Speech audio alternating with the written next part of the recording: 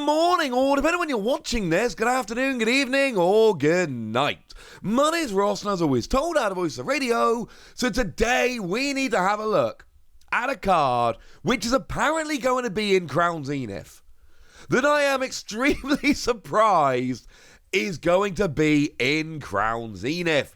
It is something I frankly was not expecting. It's Pikachu. Specifically, it is the Precious Collection Pikachu, or the Precious Collector Box Pikachu. And I'm going to be perfectly honest with you, I did not see this coming. I did not see this coming at all. We don't get cards like this in regular sets. When we get them, it tends to be as fun little promos, etc. This tends to be in special ways. These are not generally cards that are just kind of casually just slipped into our sets. That is just not the way this tends to go at all. And yet, that seems to be exactly what is happening, because this really is not the kind of thing we would generally expect. Now, the promo itself is a Pikachu promo, and it is a very, very cool promo. One of the, if not the coolest promo released in the Sword and Shield era, and I don't think that's a particularly controversial statement. Firstly, it is just a flat-out, redonkulous, beautiful card. That's lovely. But secondly, you'll notice that it's basically like a memory lane of the competitive Sword and Shield environment. So you've got Zacian sitting there, but of course, Zacian in the early days of Sword and Shield, back with the Sword and Shield base set, I'm sure most of you remember, there was a long period of time where Zacian was like the card in the format. We've got the Crobat from Darkness Ablaze, which has been, the consistency crutch for so many decks over the years here.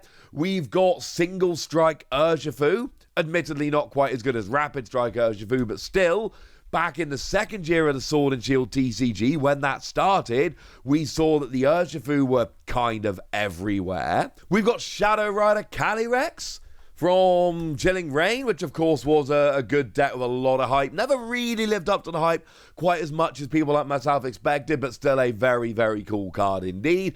Obviously, we got Inteleon there, and, starting from the Sword and Shield base set, really, Inteleon has been, certainly in terms of first partner Pokemon, unquestionably one of the big cards in the game, but certainly Inteleon's been huge.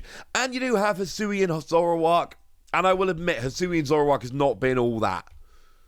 But it is a card that has seen a lot of play, has seen some success, and was very hyped coming out. So you can, I'm hoping at least you can understand how it found its way onto the card. It is a card that really, it was released at the end of the lifespan of the Sword and Shield TCG, and it really is a card that represents the competitive version of the Sword and Shield TCG. It is frankly a stunning, stunning card. But it came out in Japan as part of the Precious Collector Box, which is, an absolutely stunning product. I've done an opening on this channel. I'll try and remember to link it in the description. But you got yourself a really high-end binder, a box to store your cards, a frame, all of which you'll notice have cards that have seen a lot of play from the Sword and Shield era, kind of embossed along them. I love the design of that. And then it came with this card as well. Now, it was actually made over in Japan as a made-to-order product, which meant that anyone that either had a Japanese address or was willing to use a proxy address, like myself, could just go and order it at retail. And it wasn't a cheap product, don't get me wrong. It came around at 17,600 yen, which obviously is, it's a very expensive product, ladies and gentlemen. In today's money at least, as I record this, you're talking $135. But for what it was a pretty cool product. And of course, nowadays, if you're trying to pick up that product, even though it was literally made to order, and anybody that wanted one could get it pretty easily, even with that borne in mind, it is a promo that you are going to, the box as a whole, to be honest with you, you're going to pay over the odds. But the promo alone, it's a $400 promo. Here are the free top responses over on eBay in the US.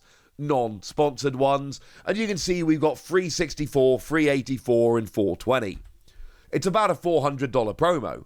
It is a very, very expensive card. It is around about a $400 card. But you can understand why it's a $400 card. Because it was only released in this very expensive product over in Japan. And I think at this stage it's fair to say they're done. Like, they're not reprinting this box. Because they did it made to order. It's not like people missed out because they entered the lottery and didn't win, or they couldn't get on the website because it was crashing and then it sold out super quickly. This is a card that anybody that wanted it when it went up could have got it. Literally anybody that was either in Japan or willing to use a proxy address could have gone and gotten this at retail.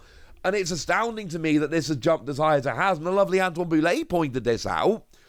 Who is overpaying for this now? Who's paying $400 for this card now that didn't just order it made to order? Because this card is selling for a huge amount of money over in Japan right now. And that doesn't really make any sense because anybody in Japan could have just ordered this made to order. Like over on Mercari, this is selling all day long for 40,000 yen. Bearing in mind the box was made to order with free delivery at 17,600 yen.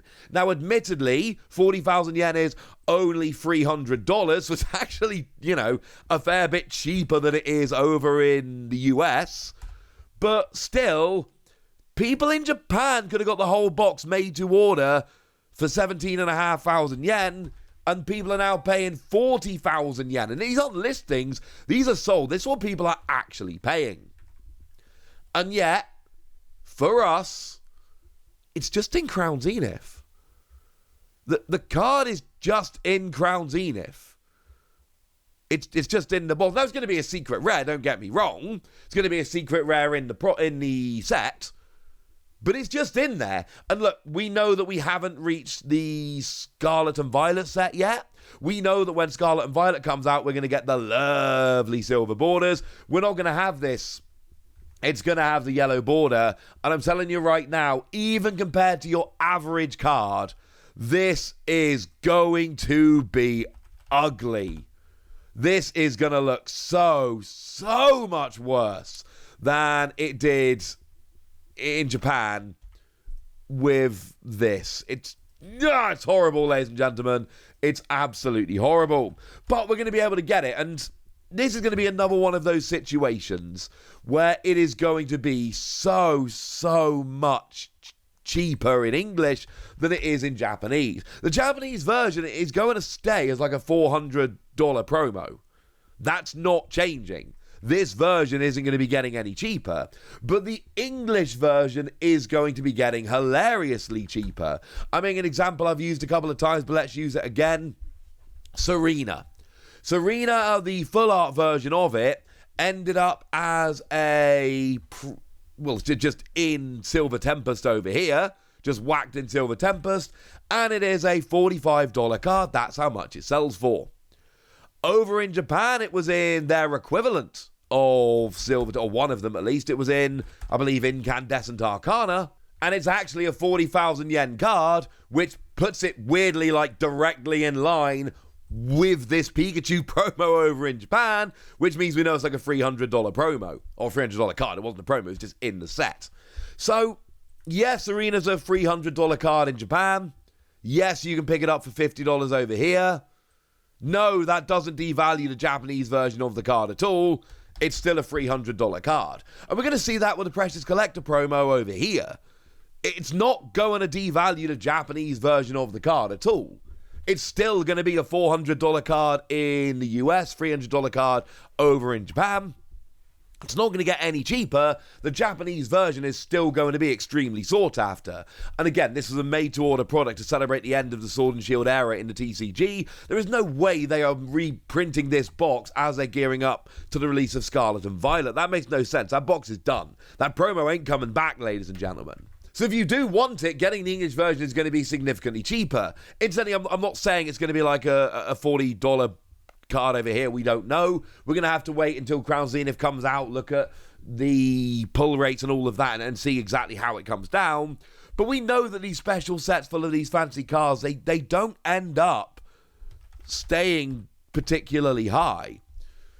Like, if we look at Shining Fates, for instance, which was a kind of, equivalent-ish kind of set.